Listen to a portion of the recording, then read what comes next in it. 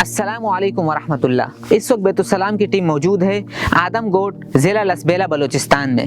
یہ علاقہ بجلی کی سہولیات سے محروم ہے۔ ان سہولیات کو فراہم کرنے کے لیے سولر پینلز کی تقسیم کی جا رہی ہے۔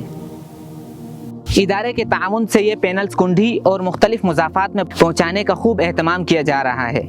شکریہ تھے بھائی آپ کا، یہ ادارہ کا بیت السلام والے نے تو یہ سولریں دیا، یہ مکانیں دیا، اس کا بہت بہت شکریہ۔ بیسیکلی یہ جو پروڈکٹ ہے ہمارا، یہ ہے پورٹیبل ڈی سی کٹ۔